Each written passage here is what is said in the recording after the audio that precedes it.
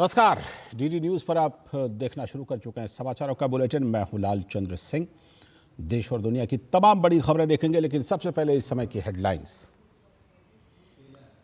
भगवान बिरसा मुंडा की जयंती पर प्रधानमंत्री ने किया जनजातीय समुदायों के लिए 6,600 करोड़ रुपए की विभिन्न परियोजनाओं का उद्घाटन और शिलान्यास। कहा, आदिवासियों का कल्याण एनडीए सरकार की प्राथमिकता। राजधानी दिल्ली में प्रेरणा स्थल पर राष्ट्रपति, उपराष्ट्रपति और लोकसभा के अध्यक्ष ने धरती आबा को किया नमन। तो अमित शाह ने दिल्ली में किया भगवान बिरसा मुंडा की प्रतिमा का अनावरण।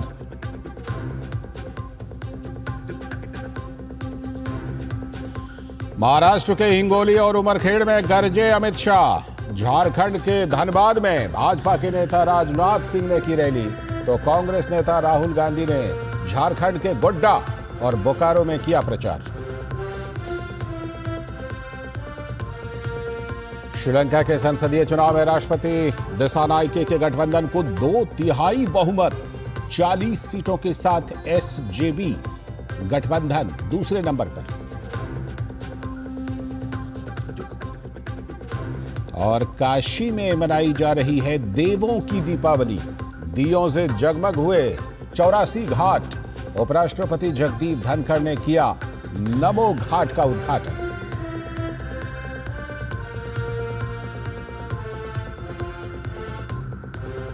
ये थे इस समय तक की हेडलाइंस। अब देखते हैं खबरों को विस्तार से। और सबसे पहले आज की सबसे पहली और सबसे बड़ी खबर। प्रधानमंत्री नरेंद्र मोदी ने आज जनजातीय गौरव दिवस पर आयोजित कार्यक्रम में हिस्सा लिया।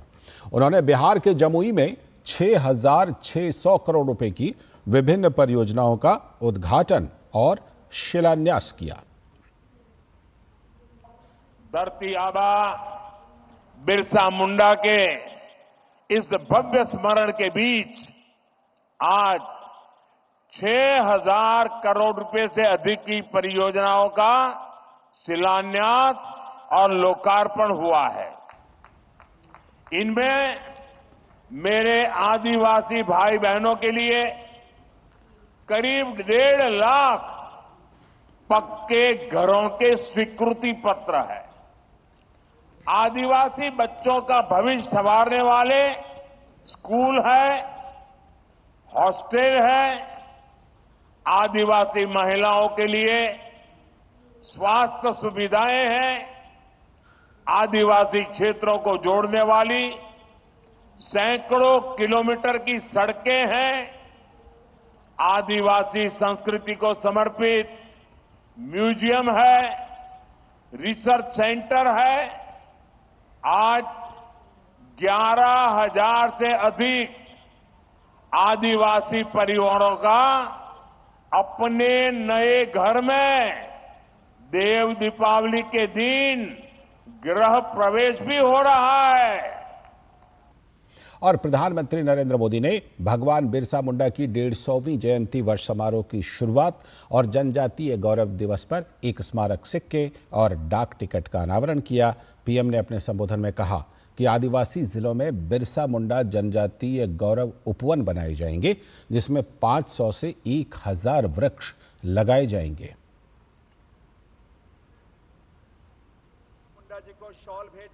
और प्रधानमंत्री नरेंद्र मोदी ने इस मौके पर जनजातीय समाज के लिए कार्य करने वाले बुद्धराम मुंडा का सम्मान भी किया।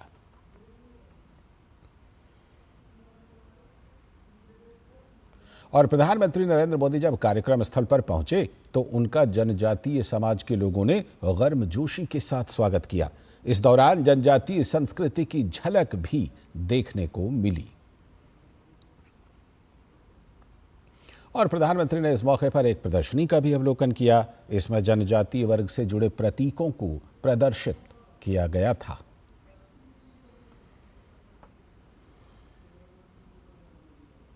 तो प्रधानमंत्री बिहार के जमुई में थे और इधर केंद्रीय गृह मंत्री अमित शाह ने आज दिल्ली के सराय काले खां अंतर्राज्यीय बस अड्डे के पास स्थित बानसेरा उद्यान में जनजातीय गौरव दिवस के अवसर पर भगवान बिरसा मुंडा की भव्य प्रतिमा का अनावरण किया। इस दौरान गृह मंत्री ने कहा कि देश भगवान बिरसा मुंडा का आभारी है और उनके स्वतंत्रता और धर्मांतरण के खिलाफ के आंदोलन के लिए भी देश उनका ऋणी रहेगा। साथ ही उन्होंने कहा कि कांग्रेस का बजट आदिवासी समाज के लिए आखिरी 28,000 करोड़ रुपए का था, जबकि मोदी सरकार के आने के बाद बजट 28,000 करोड़ रुपए की जगह 1,33,000 करोड़ रुपए हो गया है। इसके साथ ही सराय काले खां चौराहा का नाम अब से बिरसा मुंडा चौराहा के नाम से जाना जाएगा। आज मनोहर लाल जी ने ये चौराहे का नाम भगवान बिरसा मुंडा चौराहा कर दिया है। ये भी बहुत अभिनंदनीय है। मैं मनोहर जी को बहुत बहुत साधुवाद देता हूं। और जो भव्य मूर्ति आज यहां बांसेरा के शुरुआत में दरवाजे पर लगाई गई है, वो मूर्ति कई सालों तक भगवान बिरसा मुंडा का संदेश हमें याद दिलाएगी। और प्रधानमंत्री ने बिहार के जमुई के एकलव्य आवासीय विद्यालय के बच्चों द्वारा बनाई गई चित्र प्रदर्शनी को देखा तो वहां के छात्रों से बात की है हमारे संवाददाता नीरज सिंह ने। जमुई में आदि हाट एग्जीबिशन में जो एकलव्य स्कूल के जो बच्चे हैं उनसे प्रधानमंत्री ने मुलाकात की और काफ़ी देर तक प्रधानमंत्री उन बच्चों के साथ बात भी करते रहे। किस तरह की बात प्रधानमंत्री ने की जब आपके पास प्रधानमंत्री आए? फोटो भी खिंचवाया, काफ़ी बात करी थी। उन लोगों ने हम लोगों का पेंटिंग देखा और विजिट भी किया यहाँ पर। क्या आप लोगों ने किस किस तरह की पेंटिंग बनाई है? ये अपने आप ही बनाई है? क्योंकि पीएम ने ये भी कहा था कि कितने दिन में बनाई है ये painting? Yes sir, actually sir ये एक नेशनल लेवल कंपटीशन था ना सर, जो कि नेशनल लेवल के लिए सेलेक्ट हुआ था हमारा। तो फिर उन्होंने कहा कि कितने देर में बनाई है ये पेंटिंग, पर ये सर एक कंपटीशन था। तो सर ये 2-3 घंटे लगभग। मतलब एक ही दिन में बना लिया आप लोग? हाँ सर, एक ही दिन में। अच्छा, काफ़ी देर बात भी करते रहे। क्या पीएम ने क्या पूछा था, क्या कह रहे थे आपसे? सर पूछ रहे थे कि हम कौन से स्टेट से बिलोंग करते हैं और हमारी पेंटिंग्स हमने कब बनाई और कैसे बनाई और कितना टाइम लगा। आपने देखा कि मतलब बड़ा कह सकते हैं कि बिरला ही समय होता है कि जब पीएम से मुलाकात होती है। पीएम आए, आपके पास आए, फ़ोटो खिंचवाया, आपको साथ में ले, आपसे बातचीत भी करी, तो कैसा लगा आप लोग? बहुत अच्छा है, बहुत अच्छा लगा, बहुत अच्छा। तो ये आपने देखा कि ये बच्चे हैं और जिस तरीके से प्रधानमंत्री यहाँ पहुँचे थे, प्रधानमंत्री ने इनसे मुलाकात भी की, काफ़ी सारी जो बातचीत है वो भी की और जाना किस तरह से ये बच्चे इस पेंटिंग को बना रहे हैं। आप देखें कि ये तमाम जो पेंटिंग है वो बच्चों ने बनाई है। कैमरामैन आशीष के साथ नीरज सिंह, डीडी न्यूज़, जमुई। और अब बात बोडोलैंड महोत्सव की। देश की राजधानी नई दिल्ली स्थित इंदिरा गांधी स्टेडियम में बोडोलैंड महोत्सव का आयोजन किया गया है। इसमें बोडो संस्कृति पर आधारित एक प्रदर्शनी का आयोजन भी किया गया है। आइए देखते हैं बोडो समुदाय के पारंपरिक परिधान और अन्य वस्तुओं की झलक दिखलाती हुई डीडी न्यूज़ की टीम की ये खास रिपोर्ट। पहला बोडोलैंड उत्सव, अ mega event of culture, language and education. और इस बोडोलैंड उत्सव का एक अहम हिस्सा है ये बहुत ही शानदार प्रदर्शनी जिसका आयोजन किया गया है, जहां पर हम बोडोलैंड की जो पारंपरिक उत्पाद हैं, जो वहां की वस्तु है, वहां की कला और संस्कृति की एक बहुत ही खूबसूरत झलक देख सकते हैं। किस तरह से आप क्या कुछ बना रही हैं इस लूम में, थोड़ा बताएंगे? स्टॉल बनाया है मैम। और ये सिल्क का है? ये कॉटन की है और ये बोडो का ट्रेडिशनल लूम है। उसके ऊपर हम लोग जो लूम, ये हमारा जो जितना भी हमारा बोडो का सही होगा वो कपड़ा वगैरह उसको यही बनाते हैं। इसी कड़ी में क्या कुछ खास आप लाए हैं वहाँ से खास तौर पर इस प्रदर्शनी के लिए? जैसे ये हमारा दखना है, ये आपका बोडो कम्युनिटी का जो वोमेन है उनका अटेयर होता है। इनके साथ हम मैचिंग करते हैं, जैसे जस्ट लाइक आपका ये स्टॉल दैट इट्स कॉल्ड जोमरा in Bodo language. This is for Bodo community and this is for Rajbangshi community.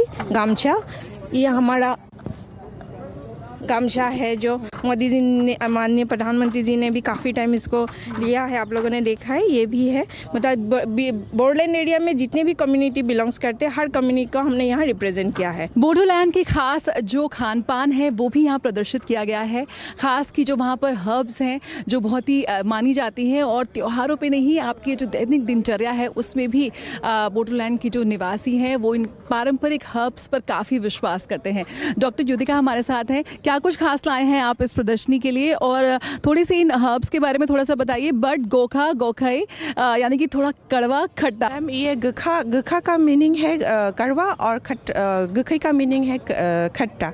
और ये आप ये देख सकते हैं, ये हमारा फर्मेंटेड फिश है जो फर्मेंटेशन करके हम लोग इसको बॉटलिंग करके लाए हैं।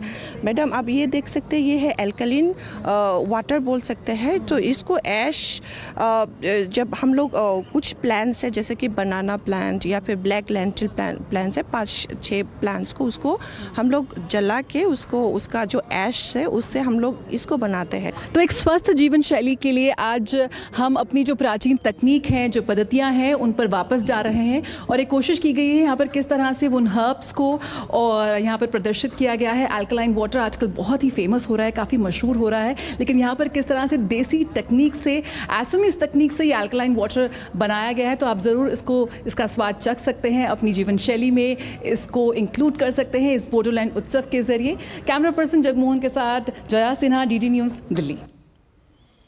और आगे आपको दिखाएंगे कुछ और बड़ी खबरें, लेकिन फिलहाल वक्त है एक छोटे से ब्रेक का। आपके घर के खाने में रेस्टोरेंट जैसा स्वाद ले आए MDH का शाही पनीर मसाला। पनीर को क्या मस्त बना डाला।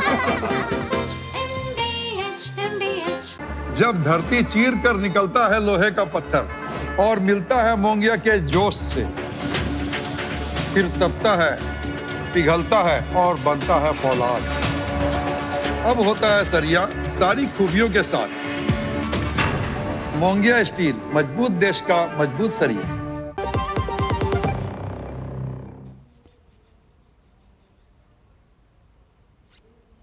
स्वागत है ब्रेक के बाद, और बुलेटिन में अब खबरों के सिलसिले को आगे बढ़ाते हैं और बात करेंगे अब चुनाव प्रचार की। सबसे पहले झारखंड की बात करते हैं। झारखंड के धनबाद में केंद्रीय रक्षा मंत्री राजनाथ सिंह ने रैली में एक देश एक चुनाव को विपक्षी पार्टियों द्वारा इसके विरोध किए जाने पर जमकर लताड़ा। उन्होंने कहा कि विपक्षी दल लोकतंत्र को मजबूत करने के बजाय देश में लोकसभा और विधानसभा के चुनाव एक साथ कराने का विरोध करते हैं, जबकि इससे जनता का धन और समय दोनों की ही बर्बादी होती है। अब इनको इस बात की चिंता नहीं थी कि हर 2 महीने पर कभी कहीं किसी राज्य का विधानसभा का चुनाव हो रहा है, कहीं पर कोई नगर परिषद का हो रहा है, नगर पंचायत का हो रहा है, ग्राम सभा का हो रहा है, कभी विधानसभा हो रही है, कभी लोकसभा चुनाव हो रहा है। लाखों करोड़ रुपया आपका खर्च होता है, आपकी गाड़ी कमाई रहती है, आपको पता नहीं। इन लोगों ने कभी इसकी चिंता की। पहली बार हमारे प्रधानमंत्री ने चिंता की। उन्होंने कहा भाई अब साल भर चुनाव होता रहे और हम पब्लिक का पैसा खर्च करते रहे चुनाव पर, अब ये नहीं चलेगा। साल में एक बार विधानसभा और लोकसभा का चुनाव एक साथ होगा, और सारे ये ग्राम पंचायत, नगर पंचायत, जिला पंचायत, ये सब सारे चुनाव एक साथ होंगे। तो रक्षा मंत्री झारखंड में थे, तो उधर केंद्रीय गृह मंत्री अमित शाह ने महाराष्ट्र के हिंगोली में रैली को संबोधित करते हुए जनता से सही सरकार चुनने का आह्वान किया। साथ ही आघाड़ी पर औरंगजेब का फैन क्लब होने का आरोप भी लगाया। केंद्रीय गृह मंत्री ने जनता से महायुति और आघाड़ी में से सही पार्टी को वोट देने की अपील की। तय करने वाला है कि महाराष्ट्र छत्रपति शिवाजी महाराज और सावरकर के रास्ते पर चलेगा या औरंगजेब के रास्ते पर चलेगा, ये तय कर।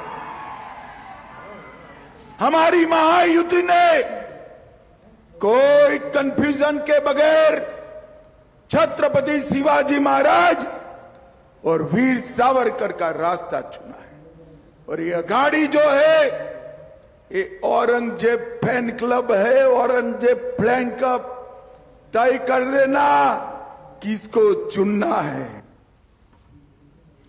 और केंद्रीय गृह मंत्री ने कांग्रेस के नेता राहुल गांधी पर जमकर निशाना साधते हुए कहा कि हरियाणा में राहुल ने कांग्रेस की जीत का दावा किया था, लेकिन हरियाणा से कांग्रेस का सफाया हो गया।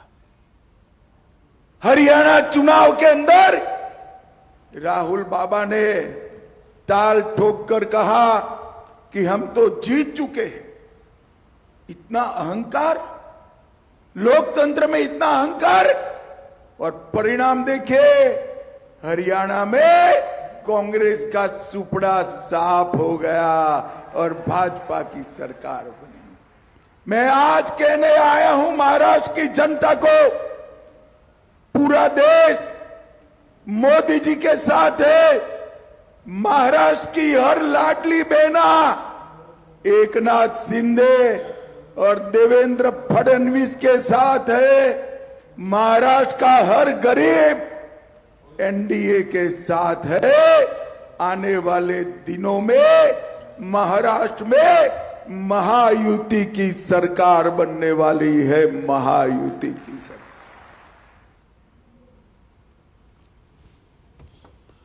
तो ये अभी आपने देखा कि अमित शाह की ये चुनावी रैली थी, जो कि उन्होंने महाराष्ट्र के हिंगोली में जनसभा को संबोधित किया था और जनता से उन्होंने सही सरकार चुनने का आह्वान किया।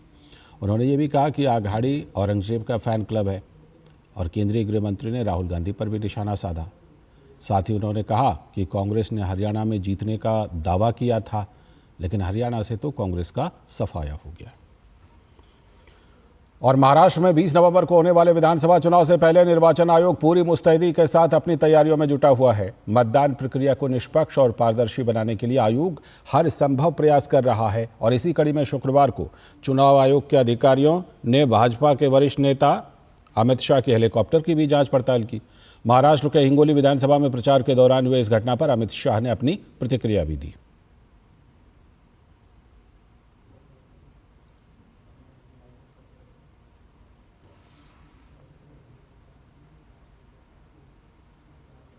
सोशल मीडिया प्लेटफॉर्म एक्स पर घटना की जानकारी देते हुए अमित शाह ने कहा कि भाजपा निष्पक्ष चुनाव और स्वस्थ चुनाव प्रणाली में विश्वास करती है। भाजपा माननीय चुनाव आयोग द्वारा बनाए गए सभी नियमों का पालन करती है। अमित शाह ने स्पष्ट किया कि सभी को स्वस्थ चुनाव प्रणाली में योगदान देने और भारत को मजबूत लोकतंत्र बनाए रखने के लिए अपने कर्तव्यों का पालन करना चाहिए।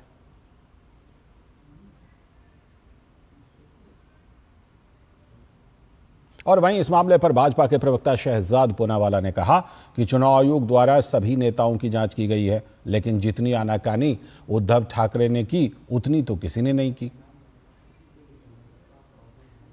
इलेक्शन कमीशन के द्वारा ये रूटीन होता है कि उनके फ्लाइंग स्क्वाड, उनके अधिकारी अलग अलग नेताओं के चुनाव के समय बैग चेक करते हैं, जो उनको चेकिंग करनी करते हैं, क्योंकि उनको फ्री एंड फेयर इलेक्शन करवाना है।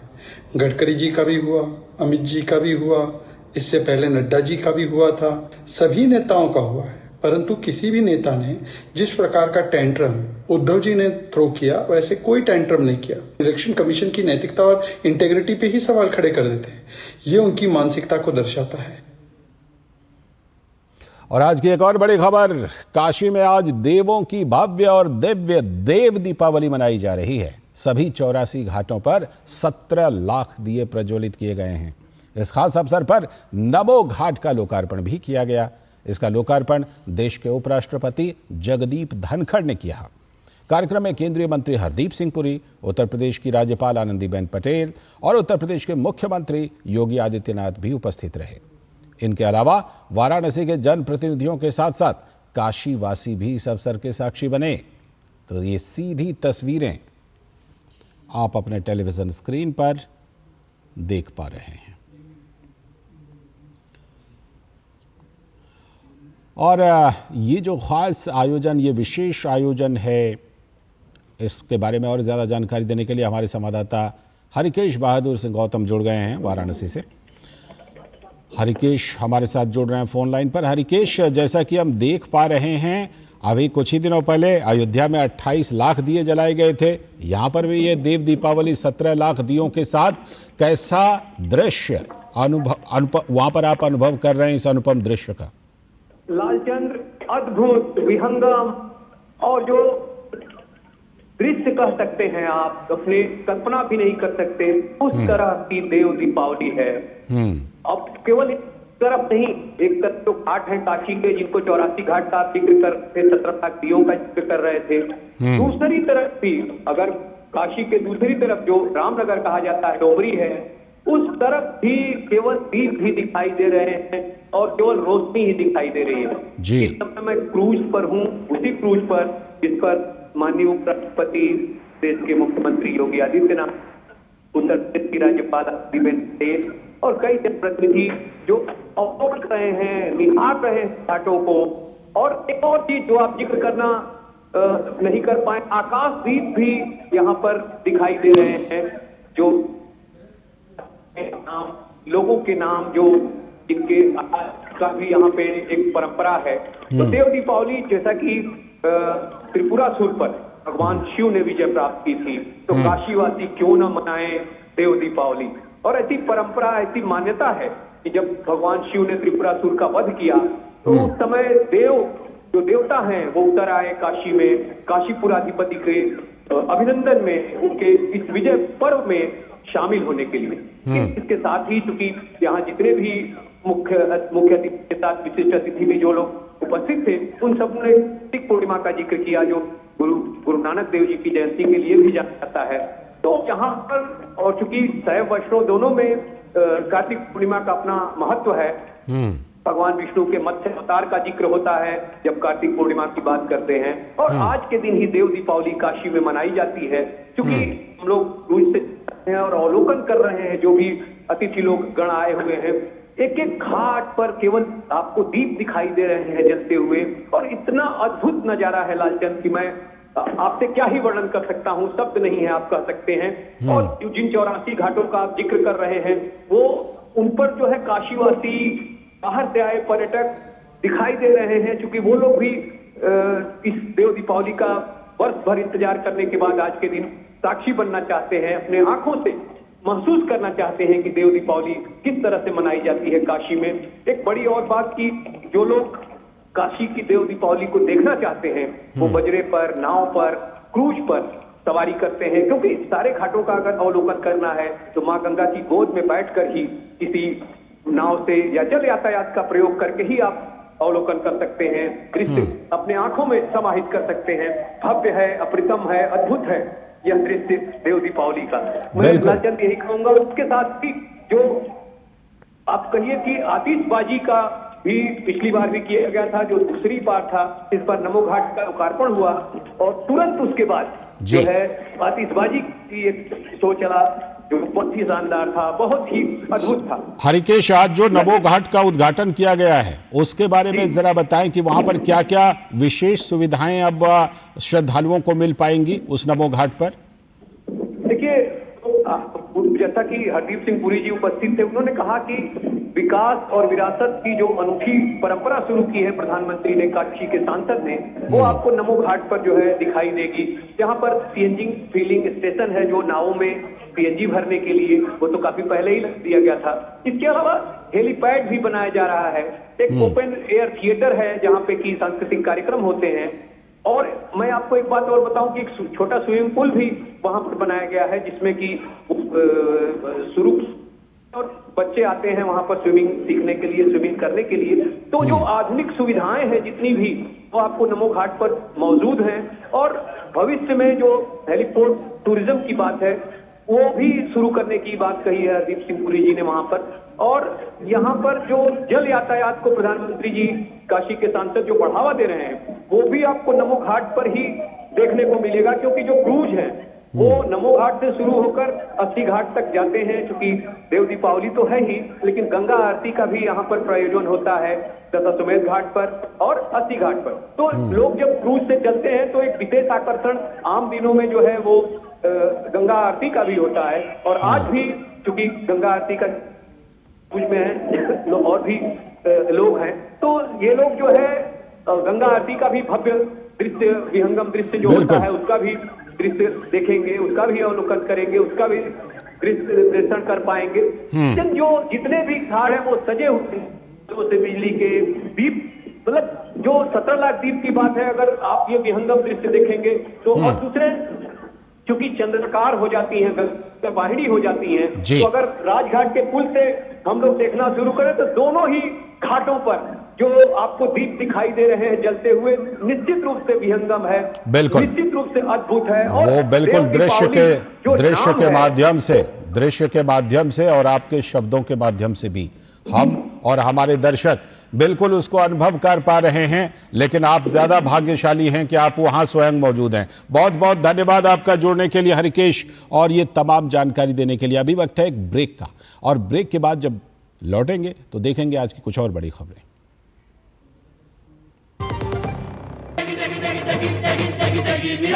MDH की देगी मिर्च का तड़का, अंग अंग फड़का। MDH की देगी मिर्च।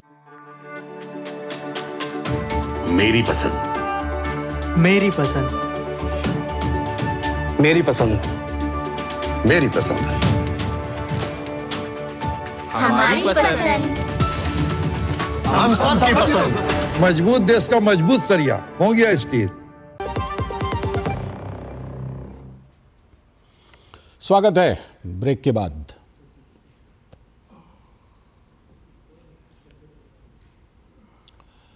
अगली खबर, कॉल ऑफ जस्टिस ट्रस्ट ने अपनी फैक्ट फाइंडिंग रिपोर्ट में प्रतिष्ठित जामिया मिल्लिया इस्लामिया यानी JMI में गैर मुसलमानों के साथ भेदभाव और मतांतरण के दबाव के गंभीर आरोप लगाए हैं।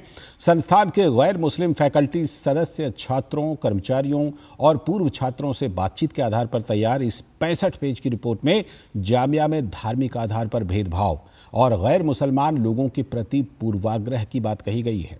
रिपोर्ट आगे की कार्रवाई के लिए गृह राज्य मंत्री नित्यानंद राय, शिक्षा मंत्रालय और दिल्ली के उपराज्यपाल VK सक्सेना को सौंप दी गई है। जामिया विश्वविद्यालय में गैर मुस्लिम कर्मियों, शिक्षकों और विद्यार्थियों से भेदभाव को लेकर एक रिपोर्ट गृह मंत्रालय और शिक्षा मंत्रालय को सौंपी गई है। NGO कॉल फॉर जस्टिस की तरफ से जामिया के विद्यार्थियों और कुछ कर्मियों की शिकायत के बाद एक कमेटी गठित की गई थी। दिल्ली हाईकोर्ट के रिटायर्ड जस्टिस SN धिंगरा की अगुवाई में गठित 6 सदस्यीय फैक्ट फाइंडिंग समिति ने 100 पन्ने की अपनी रिपोर्ट में कई अहम बातों का जिक्र किया है। समिति ने अपनी रिपोर्ट में बताया है कि जामिया विश्वविद्यालय में गैर मुस्लिम छात्र छात्राओं, प्रोफेसरों, कर्मियों पर धर्म बदलने यानी इस्लाम स्वीकार करने का अप्रत्यक्ष तौर पर दबाव बनाया जाता है। हिंदू शिक्षकों और कर्मियों को कई तरह से परेशान किया जाता है। महिला शिक्षकों और कर्मियों पर कई तरह के दबाव बनाए जाते हैं, यहां तक कि उनसे विश्वविद्यालय के ही किसी मुस्लिम शिक्षक और कर्मी के साथ शादी करने को लेकर भी अप्रत्यक्ष तौर पर दबाव दिया जाता है। Your promotions are stalled, they are not given, your junior Muslim professors are made senior to you, your increments are stopped. You see, due date of promotion from that date it is not given. एक professor ने तो Twitter पे लिख दिया कि मैं ऐसे सभी छात्रों को फेल कर दूंगा। एक ने कहा कि भैया इस्लाम नहीं अपनाओगे तो PhD पूरी नहीं होगी। जो मेरे ही एविडेंस में आया है, गैर मुस्लिम छात्रों की संख्या इसलिए कम हो रही है कि वहाँ का एटमॉस्फेयर हॉस्टाइल होता जा रहा है गैर मुस्लिम के प्रति। कई तो शेड्यूल्ड ट्राइब छात्र, एक प्रोफेसर ने बताया कि बहुत से शेड्यूल्ड ट्राइब छात्र जो हैं एडमिशन लेके छोड़ जाते हैं। समिति की रिपोर्ट के मुताबिक हिंदू शिक्षकों के प्रमोशन रोकने के प्रयास किए जाते हैं। उन्हें तरह तरह के हथकंडों के जरिए परेशान किया जाता है। समिति कहती है कि गैर मुस्लिम छात्र छात्राओं को कई तरह के भेदभाव का सामना करना पड़ता है। कैंपस के अंदर लव जिहाद को बढ़ावा देने के लिए भी कुछ मुस्लिम अतिवादी संगठन सहयोग कर रहे हैं। यहां तक कि हिंदू छात्र छात्राओं को हिंदू त्योहार मनाने पर प्रताड़ित किया जाता है। जो मुस्लिम छात्र इन त्योहारों को देख रहे होते हैं उन्हें भी परेशान किया जाता है। लव जिहाद को बढ़ावा देने के लिए कई मुस्लिम अतिवादी संगठन परिसर के बेहद निकट सक्रिय हैं। इसके बारे में जो कमेटी के चेयरमैन हैं उन्होंने बड़े विस्तार से बताया है।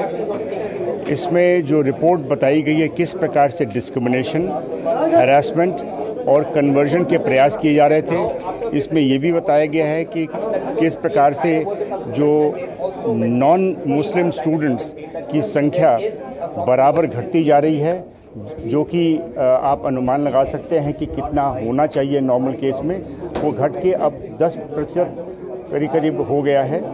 और इसमें ये भी बताया गया किस प्रकार से एंटी नेशनल और एंटी सोशल एक्टिविटीज़ ये जो चल रही हैं उसके बारे में बताया जाए। तथ्य खोजी समिति ने अपनी रिपोर्ट में पाया कि लगभग हर गवाह ने जेएमआई में गैर मुसलमानों के साथ भेदभाव और गैर मुसलमानों के खिलाफ पक्षपात के बारे में गवाही दी, चाहे गैर मुस्लिम छात्र हों या शिक्षण संकाय का सदस्य।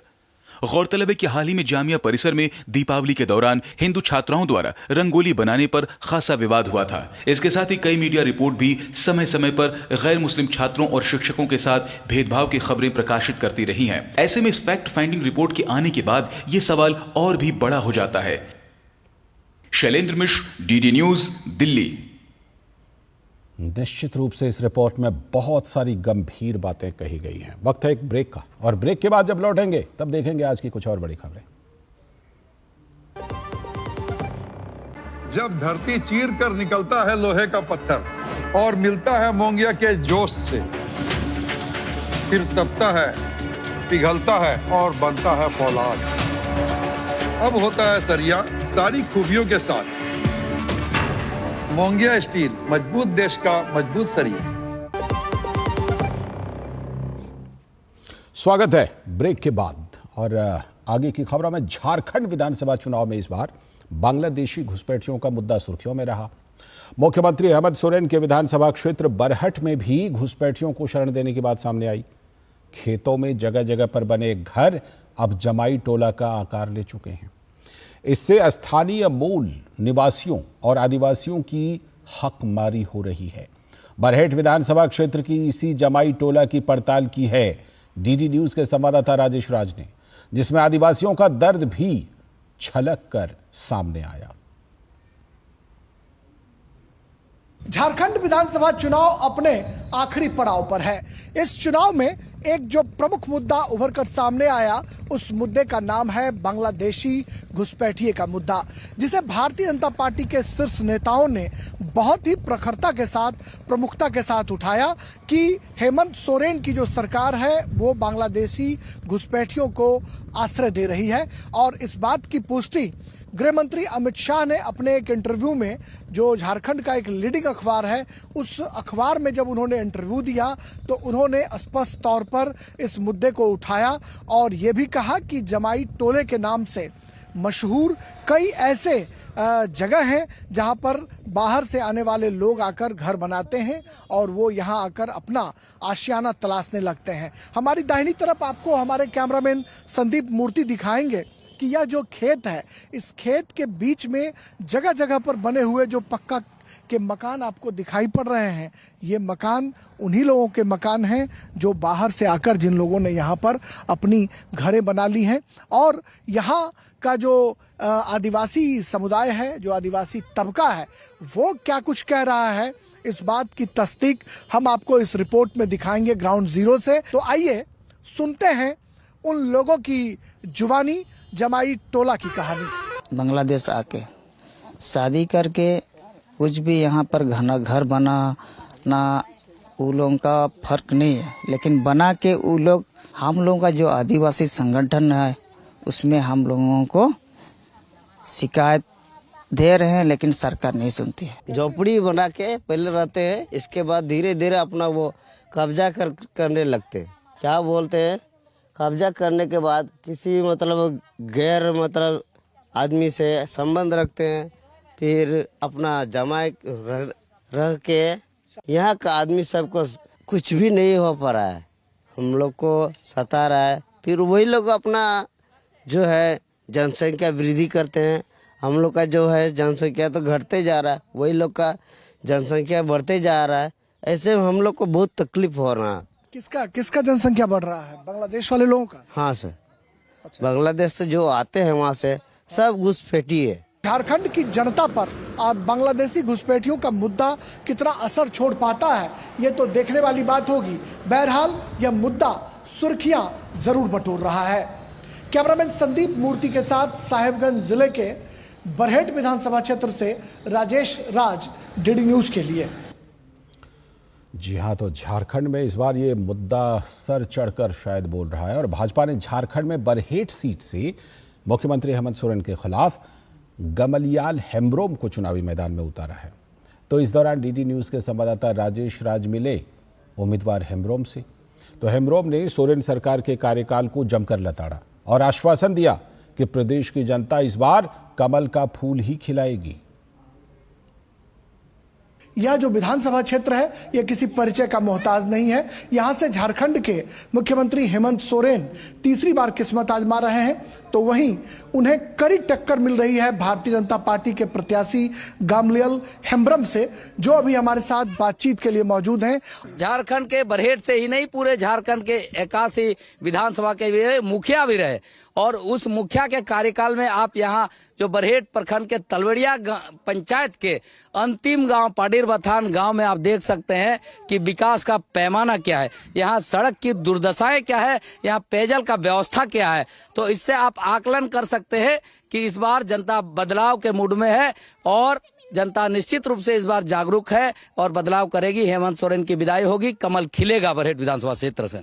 कहा जा रहा है कि आपके विधानसभा क्षेत्र में कई ऐसे जगह हैं जहां पर बांग्लादेशी घुसपैठियों का बोलबाला है। गृह मंत्री से लेकर तमाम लोग अब तक जो हैं वो इस बात की चिंता कर चुके हैं। कैसे देखते हैं, कितना मानते हैं? ये विषय बहुत गंभीर विषय होने के कारण, पूरे भारत के सुरक्षा से संबंधित विषय होने के कारण मैं आग्रह करूंगा सभी राजनीतिक दलों से, सामाजिक दलों से कि ये दलगत राजनीति से ऊपर उठ करके प्रदेश और केंद्र की राजनीति के सभी दलों को इस पर विशेष चिंतन मनन करने की आवश्यकता है। गामलियल हेम्ब्रम जो भारतीय जनता पार्टी के प्रत्याशी हैं, हेमंत सोरेन के खिलाफ मजबूती से चुनाव मैदान में डटे हैं और हमने देखा कि आदिवासी समाज के जो लोग हैं वो इनका अभिनंदन कर रहे हैं, स्वागत कर रहे हैं और एक मजबूत दावेदारी पेश करने की कोशिश की जा रही है। हम अपने कैमरामैन संदीप मूर्ति के साथ बरहेट से राजेश राज, डीडी न्यूज के लिए। तो झारखंड से ये तमाम रिपोर्ट आप देख रहे हैं और झारखंड के आखिरी छोर पर साहिबगंज और पाकुड़ जिला भी आता है, जो पश्चिम बंगाल की सीमा से बिल्कुल सटा हुआ है। इस इलाके की समस्याओं का भी जायजा लिया है हमारे संवाददाता ने।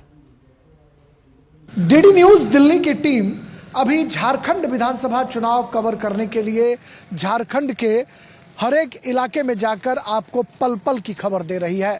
अभी हम झारखंड के बिल्कुल अंतिम हिस्से पर खड़े हैं जो साहिबगंज कहलाता है, और ये साहिबगंज के ठीक बगल का जो जिला है वो पाकुड़ है, जो बिहार और झारखंड की सीमा को छूता है। अभी हम साहिबगंज की सीमा पर हैं और यहाँ से ठीक ये जो आप देख रहे हैं जिला गंगा समिति साहिबगंज, धन्यवाद, कृपया पुनः पधारें। यहाँ से ठीक बाद बंगाल की सीमा शुरू हो जाती है जो मुर्शिदाबाद कहलाता है, और मुर्शिदाबाद के बाद फरक्का आता है, जिस फरक्का डैम की चर्चा देशभर में होती है। हम आपको इसी बंगाल की सीमा के अंदर लिए चलते हैं और ये जानने की, समझने की कोशिश करेंगे कि झारखंड विधानसभा चुनाव के दौरान जो बांग्लादेशी घुसपैठियों का मुद्दा छाया हुआ है उस मुद्दे में कितना दम नजर आता है, और क्या बांग्लादेशी घुसपैठी का जो मसला है वो क्या बंगाल के रास्ते झारखंड तक पहुंच रहा है, ये जानने के लिए हम चल रहे हैं बंगाल की सीमा के भीतर। हम झारखंड से अब बंगाल की सीमा में दाखिल हो चुके हैं। ये मुर्शिदाबाद ज़िला है और यहाँ से कुछ ही दूरी पर फरक्का है, और हम ये जायज़ा लेने के लिए आए हैं कि आखिर झारखंड और जो बंगाल की स्थिति है ये कैसी है। झारखंड और बंगाल और बिहार, ये तीनों राज्य कभी एक हुआ करते थे।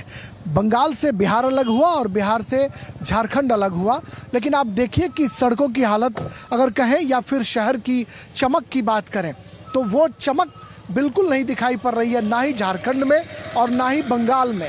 सड़कें जर्जर हैं, बिल्कुल टूटी हुई हैं। और अगर पॉलिटिक्स की बात करें तो यहाँ के लोग पॉलिटिक्स जो है, जो बांग्लादेशी घुसपैठिए का जो मसला है, उस मसले का कहीं ना कहीं बंगाल भी एक बड़ा गवाह है। झारखंड के लोग बताते हैं कि बंगाल से इसी रास्ते से जो बांग्लादेशी घुसपैठिए हैं वो झारखंड की तरफ दाखिल होते हैं। और अगर हम बंगाल की बात करें तो राष्ट्रीय पिछड़ा वर्ग आयोग के जो चेयरमैन हैं हंसराज अहीर, उन्होंने बाकायदा इस बात की तस्दीक की और बंगाल सरकार को ये पत्र लिखा कि राष्ट्रीय पिछड़ा वर्ग आयोग की सूची में उन मुस्लिम जातियों को बड़ी तादाद में शामिल कर दिया गया है जो या तो बांग्लादेश से आए हैं या फिर बंगाल में हैं। यानी हिंदू के मुकाबले मुस्लिम ओबीसी जातियों की संख्या बहुत ज़्यादा जो है वो नज़र आ रही थी, और इसके लिए चीफ सेक्रेटरी को भी शिकायत दर्ज कराई गई, खूब उस पर सियासत हुई और मामला अभी भी जो है वो चल रहा है। बंगाल के सीमा के अंदर आने के बाद हम ये समझ सकते हैं कि आखिर यहाँ से झारखंड किस तरीके से लोग दाखिल हो जाया करते होंगे। इसकी कल्पना आप बखूबी कर सकते हैं, क्योंकि दूरी कुछ भी नहीं है। हम झारखंड से आराम से बंगाल की सीमा में दाखिल हो गए और यहाँ आकर हमने देखा कि बंगाल में भी गरीबी है और झारखंड का जो वो इलाका है वो भी गरीबी है, और बिहार जो है वो बिल्कुल सटा हुआ है। यानी बिहार, बंगाल और झारखंड की सीमा पर हम अभी खड़े हैं, जहां पर हम बांग्लादेशी घुसपैठिए का जो मसला झारखंड विधानसभा में तैर रहा है, लहर रहा है, उसका हम बखूबी जायजा ले रहे हैं। कैमरामैन संदीप के साथ मुर्शिदाबाद से मैं राजेश राज, डीडी न्यूज़ के लिए। ये ग्राउंड रिपोर्ट आपने राजेश राज हमारे संवाददाता की देखी है, तो और क्या कुछ वहाँ के इस रिपोर्ट से जुड़ी हुई और कुछ बातें हैं जिस पर हम बात करने के लिए जुड़ते हैं। राजेश राज हमारे साथ जुड़ चुके हैं। राजेश, ये तमाम जगह की जो आपकी ग्राउंड रिपोर्ट थी वो हमने देखी, आपने दर्शकों को दिखाई, और उसमें ख़ास तौर पर एक बात पर ज़रूर आपसे बात करना चाहूँगा। जो बांग्लादेशी घुसपैठ हैं वो इन इलाकों में काफ़ी घुसपैठ कर चुके हैं। आपने अपनी रिपोर्ट में एक बात का जिक्र किया कि जिस तरह पश्चिम बंगाल में ओबीसी की लिस्ट में छेड़छाड़ किया गया, आपको याद होगा राष्ट्रीय ओबीसी आयोग ने इसको लेकर पश्चिम बंगाल सरकार से जवाब तलब भी किया था। क्या ऐसा ही कुछ इन इलाकों में भी हुआ है? क्या झारखंड में भी ओबीसी लिस्ट वगैरह में किसी तरह शामिल किया गया इन घुसपैठियों को? देखिए, झारखंड में ओबीसी की जो सूची है उसमें किसी भी तरह के छेड़छाड़ की पुख्ता जानकारी जो है वो अभी तक नहीं मिल पाई है, या फिर राष्ट्रीय पिछड़ा वर्ग आयोग के जो अध्यक्ष हैं हंसराज अहीर, उन्होंने जिस तरीके से पश्चिम बंगाल सरकार से जवाब तलब किया था कि ओबीसी की जो सूची है उसमें विभिन्न जो मुस्लिम संगठन के लोग हैं, मुस्लिम समुदाय के लोग हैं, उनकी संख्या कैसे बढ़ गई है, उस तरह की बातें झारखंड में सामने नहीं आई हैं। लेकिन जो बरहेट या फिर जो साहेबगंज पाकुड़ का जो इलाका है जहां से रिपोर्ट हमने आपको पेश की, उन इलाकों में जब हमने ट्राइबल्स लोगों से बातचीत की, जो आदिवासी समाज के लोग हैं जिनको मूल निवासी कहा जाता है कि ये मूल निवासी हैं, जल जंगल जमीन पर अधिकार जताने वाले लोग हैं और इनके हक हुकूक की बात करने वाली झारखंड मुक्ति मोर्चा की जो सरकार है वो लगातार जल जंगल जमीन को बचाने की बात करती रही है। लेकिन आज आदिवासी समुदाय के जो लोग हैं वो वहां पर सवाल करते हुए नजर आए कि आखिर ये बांग्लादेशी घुसपैठिए जिस मुद्दे को भारतीय जनता पार्टी जोर शोर से उठाने का काम कर रही है वो कहां से आ रहे हैं। यह सवाल कहीं ना कहीं उन जिलों में बहुत तेजी से तैर रहा है जो जिले पश्चिम बंगाल की सीमा से बिल्कुल सटे हुए इलाके हैं। और हमने आपको दिखाया कि मुर्शिदाबाद और फरक्का और साहिबगंज, पाकुड़, ये तमाम वो इलाके हैं जो बिहार, झारखंड और पश्चिम बंगाल की सीमा से बिल्कुल सटे हुए इलाके हैं। हालांकि जब हम उन लोगों के बीच जब पहुंचे, जिसे गृह मंत्री ने अपने इंटरव्यू के दौरान जमाई टोला कहा, जब वहां गए, हमने उनका विजुअल बनाया, लोगों से बातचीत करने की कोशिश की, तो वो जो है वो मुकरते हुए नजर आए। उन्होंने स्पष्ट तौर पर कोई अपनी बात नहीं कही। लेकिन जब हम शूट कर रहे थे तो उस दौरान उन लोगों के कान जरूर खड़े थे, वो इस बात की तस्दीक करते हुए जरूर नजर आ रहे थे कि आखिर हम कर क्या रहे हैं। लेकिन पुख्ता तौर पर अगर हम कहें तो उन लोगों ने अपनी बात नहीं रखी। लेकिन जो आदिवासी समाज के लोग थे उनकी बात आपने सुनी हमारे रिपोर्ट में। उन्होंने साफ तौर पर कहा कि ये बाहर से लोग आते हैं, इन्हें आधार कार्ड या और चीजें मुहैया कराई जा रही हैं। तो हम ये कह सकते हैं कि जो ये सियासत इस मुद्दे पर झारखंड विधानसभा चुनाव के दौरान तैरती हुई नजर आ रही है, ये एक बड़ा मुद्दा हम खास करके संथाल परगना के इलाके में बिल्कुल ये मुद्दा है। राजेश, झारखंड मुक्ति मोर्चा जो है इसको काउंटर करती है और कहती है कि कोई इस तरह की बातें नहीं है। ठीक है राजेश, हम जैसा कि हम जानते हैं कि आदिवासियों की जमीन की खरीद बिक्री, उसको लेकर कितना कड़ा कानून है। तो ये जो घुसपैठिए आपने जमाई गांव, जमाई टोला दिखाया, इन्होंने इसका क्या तोड़ निकाला है और क्या इस तोड़ को निकालने में कहीं ना कहीं नेताओं का भी कोई संरक्षण है क्या? क्योंकि आज कल जो है कांग्रेस के एक नेता ने बयान दिया, कांग्रेस के प्रभारी ने, कि हम घुसपैठियों को भी सस्ता सिलेंडर देंगे। तो क्या इसका तोड़ निकालने में वहां कहीं ना कहीं नेताओं का भी संरक्षण है क्या राजेश? बिल्कुल सही कहा लालचंद्र आपने कि जो कांग्रेस के झारखंड के प्रभारी हैं गुलाम मोहम्मद मीर, उन्होंने एक आज जो बयान दिया है उसमें उन्होंने कहा कि हम सिलेंडर देंगे गरीबों को। उसमें ना हिंदू देखा जाएगा, ना मुसलमान देखा जाएगा और ना ही घुसपैठियों को देखा जाएगा। तो यानी हम ये कह सकते हैं कि एक रजामंदी की मुहर है कि अगर कोई बाहर का व्यक्ति भी आ रहा है तो उन्हें सरकारी सुविधाएं मिलेंगी, चाहे वो मैया सम्मान योजना हो या सिलेंडर देने की बात हो। ये तमाम जो मुद्दे हैं, इस मुद्दे की धमक, इस मुद्दे की गूंज स्पष्ट तौर पर संथाल परगना के इलाके में जरूर सुनाई पड़ रही है, लेकिन लोग दबी जुबान से इस मुद्दे को स्वीकारते तो जरूर है, लेकिन प्रखरता के साथ जो अपनी बात रखनी चाहिए वो नहीं होती है। जब हमने उस मुख्य जो मार्ग था जहां से हमने रिपोर्टिंग की, वहां के जब बाएं हिस्से में हमने देखा कि दूर दूर तक जो है वो खेत है, जो फसल वाली जमीन लहरा रही है, और उस फसल वाली जमीन में बीच बीच में एक एक घर बना हुआ है लालचंद, जो आप अमूमन देखेंगे कि इस तरह के ठिकाने आपको बहुत कम नजर आएंगे। कि लोग अगर घर है तो कोई मोहल्ला बसता है, अगर नई कोई कॉलोनी है तो ज़मीन काटी जाती है, बाकायदा उसमें 10 फीट का रोड छोड़ा जाता है, घरें बनती हैं, घरों पर घर बनते हैं। लेकिन यहाँ पर जो मैंने देखा अपनी आंखों से कि बहुत दूर दूर तक जो खेत है, उन खेतों के बीच में एक एक घर बना हुआ है और काफी दूरी दूरी में वो घर बना हुआ है। बिल्कुल, हमने आपके विजुअल के माध्यम से ये देखा है, आपके विजुअल के माध्यम से ये देखा है हमने। एक सवाल मैं आपसे जरूर और पूछना चाहूंगा राजेश, हम जानते हैं कि दशकों के संघर्ष के बाद आदिवासियों के लिए झारखंड राज्य का गठन किया गया। अब जब इस तरह की खबरें आ रही हैं, और बात सिर्फ राजनीति की नहीं है, बात तो यह है कि झारखंड हाईकोर्ट भी इस पर कह चुका है, तो जब अब इस तरह की बातें हैं तो झारखंड के जो निवासी हैं, झारखंड के जो लोग हैं, उनकी ज़हन में ये बात कितनी बैठ रही है कि दशकों लड़ाई लड़के झारखंड राज्य का हमने निर्माण कराया और अब उसी झारखंड में इस तरह से घुसपैठ होकर सब कुछ बदला जा रहा है।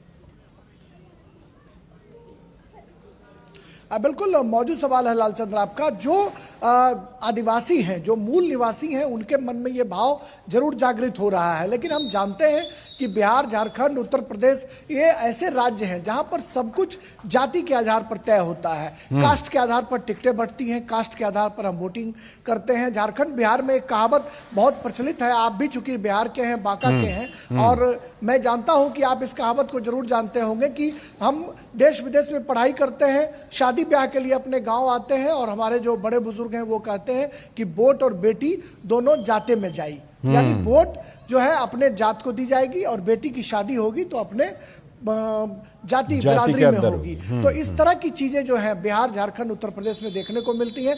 जनता कहीं ना कहीं बरहेट की जनता हो या फिर पाकुर या साहेबगंज की जनता हो, जो सोशल इक्वेशन है, सामाजिक जो समीकरण है, उसके आधार पर कहीं ना कहीं जो सामाजिक न्याय की बात करने वाली पार्टियां हैं, हेमंत सोरेन के नेतृत्व में जो सरकार चल रही है, उसके लिए कम से कम बरहेट की अगर बात करें तो बरहेट, सिकारीपाड़ा, लिट्टीपाड़ा, ये 3 विधानसभा ऐसे हैं जहां पर कि झारखंड मुक्ति मोर्चा का वर्चस्व रहा है। भारतीय जनता पार्टी कभी यहां पर जीत नहीं पाई है और इन तीनों क्षेत्रों में हेमंत सोरेन कभी हार नहीं पाए हैं। तो आप समझ सकते हैं कि जो संथाल परगना का इलाका है वो झारखंड मुक्ति मोर्चा का गढ़ माना जाता है। 18 सीटों में 9 सीटों पर जेएमएम, 4 पर कांग्रेस का कब्जा है और आरजेडी जो है उनको समर्थन कर रही है। आरजेडी के जो स्वजातीय मतदाता है, एमवाई जो समीकरण है, वो संथाल परगना के इलाके में काफी इंटैक्ट है। तो कहीं ना कहीं सब कुछ समझते हुए अगर लोग अनजान बने हुए हैं, वारदात हो रही है, घटनाएं हो रही है, लेकिन लोग अनजान हैं, जिसकी ध्वनि प्रतिध्वनि इस चुनाव में सुनाई पड़ रही है। सही आप कह रहे हैं। देखना होगा कि ये वोट भीड़ जो है वोट में बदलता है या नहीं, देखने वाली बात। इसकी गूंज ना सिर्फ उस इलाके में, ना सिर्फ हेमंत सोरेन के क्षेत्र में, बल्कि इसकी गूंज तो झारखंड, पूरे झारखंड में और यहाँ तक कि झारखंड के बाहर भी सुनाई पड़ रही है। अब ये बात अलग है कि हेमंत सोरेन को कितनी बड़ी चुनौती मिलती है। बहुत बहुत शुक्रिया जुड़ने के लिए राजेश राज, हमारे संवाददाता ग्राउंड जीरो से जुड़े थे और अपनी तमाम रिपोर्ट राजेश राज ने हमें दिखाई और वहां की तमाम बातें बताई कि क्या कुछ झारखंड के चुनाव में असली हकीकत, जमीनी हकीकत क्या कुछ है। और झारखंड में आज रक्षा मंत्री राजनाथ सिंह भी थे, तो झारखंड में अवैध प्रवासियों की समस्या बरकरार है, ये बात उन्होंने कही। विधानसभा चुनाव के मद्देनजर मतदाताओं के बीच ये गंभीर मुद्दा बना हुआ है और इस बीच देश के जो रक्षा मंत्री राजनाथ सिंह हैं उन्होंने भरोसा दिलाया है कि भारतीय जनता पार्टी की सरकार बनेगी तो सभी अवैध प्रवासियों को चिन्हित करके देश से बाहर किया जाएगा। हमारी पार्टी ने अपने घोषणा पत्र में कह दिया है कि हम उन्हें चिन्हित करेंगे और उनको हम इस देश की सीमा से बाहर करेंगे। और अब एक और बड़ी खबर, लॉटरी किंग के नाम से मशहूर चेन्नई के सैंटियागो मार्टिन के खिलाफ प्रवर्तन निदेशालय ताबड़तोड़ कार्रवाई कर रहा है। धन शोधन से जुड़े विभिन्न मामलों की जांच के सिलसिले में आज भी ईडी ने कई राज्यों में मार्टिन के ठिकानों पर छापेमारी की और इसी कड़ी में प्रवर्तन निदेशालय की टीम ने कोलकाता के गुलाम मोहम्मद साहा रोड पर सैंटियागो मार्टिन के ऑफिस से 3 करोड़ रुपए जब्त किए। आगे की खबरों में रेलवे बोर्ड के चेयरमैन सतीश कुमार ने आज भारत अंतर्राष्ट्रीय व्यापार मेले में भारतीय रेल के पंडाल का उद्घाटन किया। इस मौके पर उन्होंने रेलवे द्वारा लगाई गई प्रदर्शनी का जायजा भी लिया। क्या खासियत है इस रेलवे के पंडाल में, इस पर खास बातचीत की है हमारे संवाददाता गिरीश निशाना ने। भारत अंतर्राष्ट्रीय व्यापार मेले में रेलवे का स्टॉल आकर्षण का केंद्र बना हुआ है। क्या खासियत है इस स्टॉल के अंदर, इस पर ज़्यादा बात करने के लिए हमारे साथ मौजूद हैं रेलवे बोर्ड के चेयरमैन सतीश कुमार जी। सर, क्या खासियत है यहाँ पर? I just wanted to tell you it is full of technology, चाहे वो कंस्ट्रक्शन रिलेटेड हो, चाहे वो मैकेनिकल रिलेटेड हो, चाहे इलेक्ट्रिकल रिलेटेड हो। This stall, this pavilion is full of technology. What we are showcasing across world, what we are showing. If you go and see the station, ये जो हमारा high speed का station है BKC में, 27 metre के नीचे बना है। तो लोगों को ये बताता है कि हमारी जो टेक्नोलॉजी है, जिस तरह से हम लोग उसको किसी परिस्थिति में इंजीनियरिंग मार्वल बना सकते हैं, तो एक पूरा का पूरा सबको बताने का एक हम लोगों का प्रयास है। उस प्रयास में हम पूरे सफल हो रहे हैं। और ये सारे जितने भी हैं, ये मॉडल नहीं है, ये आपको बताना चाहता हूँ, ये सब कई चीज़ों पे कार्य पूरा हो चुका है। जैसे कि पंबन ब्रिज देखें, ये मॉडल हमें यहाँ दिखाया, परंतु ये पूरा कार्य पूरा हो चुका है और इस पर टेस्टिंग चल रही है और टेस्टिंग का कार्य भी पूरा हो गया है। अब जल्दी ही ये CRS का इंस्पेक्शन हो जाएगा और जल्दी ही इसको राष्ट्र के लिए समर्पित कर दिया जाएगा। उधर आप जितने जो वंदे भारत स्लीपर ट्रेन देख रहे हैं, वो बन चुकी है हमारी ट्रेन, टेस्टिंग में है। रेलवे बोर्ड तो बता रहे थे किस तरह से अगर आप भी अंतर्राष्ट्रीय व्यापार मेले में आ रहे हैं तो ये रेलवे का स्टॉल देखना ना भूलें। कैमरामैन आनंद कुमार के साथ गिरीश निशाना, DD न्यूज, दिल्ली। तो इस बार के अंतर्राष्ट्रीय व्यापार मेले में अफगानिस्तान भी आकर्षण का केंद्र बना हुआ है। यहाँ बड़ी संख्या में प्रदर्शनी में विभिन्न प्रकार के ड्राई फ्रूट के स्टॉल लगाए गए हैं। भारतीय बाजारों में मिल रहे अच्छे रुझान से अफगानिस्तान के व्यापारी कितने उत्साहित हैं, इसका भी जायजा लिया है हमारे संवाददाता गिरीश निशाना ने। भारत अंतर्राष्ट्रीय व्यापार मेले में अफगानिस्तान अपनी अलग पहचान बनाए हुए है। यहाँ पर काफ़ी संख्या में ड्राई फ्रूट देखे जा सकते हैं। हमारे साथ ज़्यादा बात करने के लिए मौजूद हैं Jawad बाजुम। We brought some dry fruits from Afghanistan only. We are having different varieties of dry fruits. So like we are having the very famous almonds from Afghanistan. Specifically one almond that I can call it Mamra almond, which is very famous in all the world. Maybe you know about it. And I'm having more than 10 varieties of it from Afghanistan with different prices and different qualities.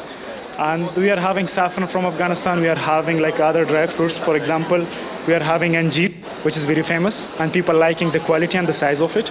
So we have like different varieties of dry fruits from Afghanistan. Afghanistan चूँकि हमारा दोस्त है तो मैं हमेशा अफगानिस्तान के stall से खरीदना पसंद करता हूँ क्वालिटी के लिए।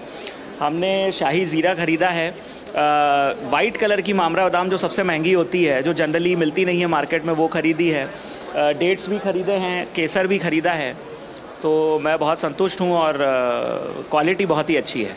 अफगानिस्तान के स्टॉल पर खरीदारी करके लोग काफ़ी उत्साहित नजर आ रहे हैं और अफगानिस्तान के प्रदर्शक भी काफ़ी उत्साहित इसलिए हैं क्योंकि भारतीय लोग यहां पर जमकर खरीदारी कर रहे हैं। कैमरामैन आनंद कुमार के साथ गिरीश निशाना, DD न्यूज, दिल्ली। आगे की खबरों में पश्चिमी घाट को बचाने के लिए पीने के पानी पर ग्रीन सेस लगाने के प्रस्ताव पर कर्नाटक कांग्रेस के नेता आपस में ही भिड़ गए। प्रदेश कांग्रेस के बड़े नेता ग्रीन सेस को लेकर अलग अलग बयान देते हुए नजर आ रहे हैं। राज्य के उप मुख्यमंत्री DK शिवकुमार एक और इस प्रस्ताव को सिरे से ही खारिज कर रहे हैं और इसे विपक्षी दल भारतीय जनता पार्टी की ओर से फैलाई गई अफवाह मात्र करार दे रहे हैं। लेकिन दूसरी ओर उनके ही कैबिनेट के सहयोगी राज्य के वन राज्य मंत्री ईश्वर खंड्रे और कानून मंत्री HK पाटिल ने प्रस्ताव पर विचार करने के संकेत भी दिए हैं। वन मंत्री ईश्वर खंड्रे ने कहा कि प्रस्ताव अभी विचाराधीन है और अभी तक इस पर कोई निर्णय नहीं किया गया है। तो वहीं कानून मंत्री HK पाटिल इस प्रस्ताव के पक्ष में तगड़े तर्क दे रहे हैं। उनका तो कहना है कि सरकार को तेजी से विकास करने के लिए अपने संसाधन जुटाने पड़ते हैं। ये पहली बार नहीं है जब पानी पर टैक्स लगेगा।